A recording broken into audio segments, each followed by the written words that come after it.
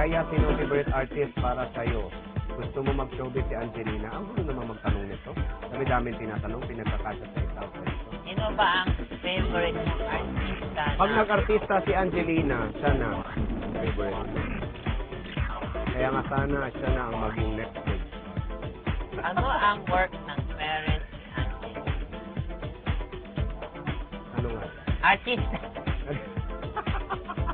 Race car driver. Saka ano?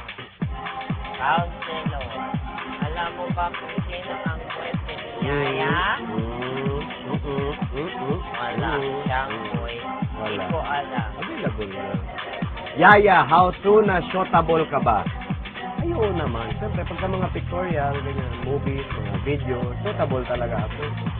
Kasi, Hindi ang ibig sabihin kung pwede ka maging shota. ay, always available ako. Kaya lang, siyempre, mapili ako talaga. Hindi ka na akong babae. Talaga sa Pilipinas, conservative. Hindi basta-basta umuupo. Ayun. Ganun. Ba't pag kami nawawala, ikaw daw. Ano ka ba? Hindi naman. Siyempre, nagpapahangin lang ako. O, tapos one time pagpasok. Oo. Katalik yung boyfriend. Kasi naman. Hindi, kasi ano, Juan, masakit yung ngipin niya. Ano ibig sabihin nun? Eh, tinali ko yung ngipin dapat, yung lalagay sa pinto. Eh, kaya lang, masyado mahaba yung tali. Inikot ko na sa katawan.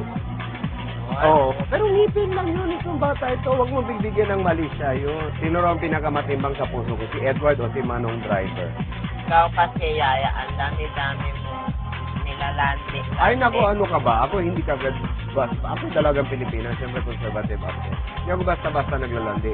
Whatever, Yaya. Sila lumalapit sa akin. O, sa ngayon kasi, natutuwa ako kay Manong Driver.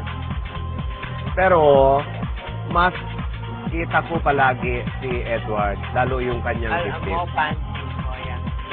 Lagi mo niya, yakap.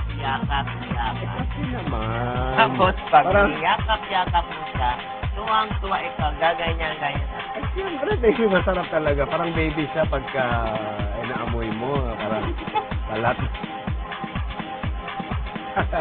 Meron daw gift para sa atin ng IGM. Eh, pabihiro naman. Palakpakan naman natin ng IGM. Oh, may pagkain na may gift. Oo nga. Sa lahat naman ng nag-birthday, alam mo, sa lahat ng nag-anniversary, sila ang namimigay talaga, ano? Gusto ba yan? Para silang si Manny Pacquiao. Ito, Sabi dito, for Yaya, here's something to keep you company when Edward is away. Ito naman, Angelina. Ayan, picture natin. Nalagay natin yan. Here's something as cute as you are today. Ay, ganda-ganda, oh. Deliver. Kulang na lang ice cream lollipop. Ice cream deliver lollipop. Oh, ano to? Please bear with me.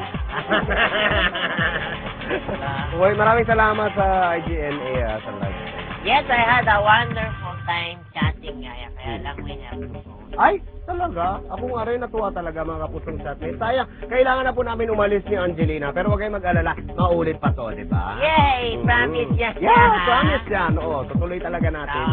Oo. Dapat iba naman. Sana healthy naman, ano?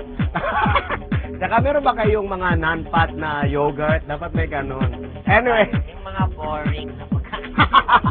Mga celery, ganyan. Anyway, happy second anniversary IGMA. Balakpakan tayo.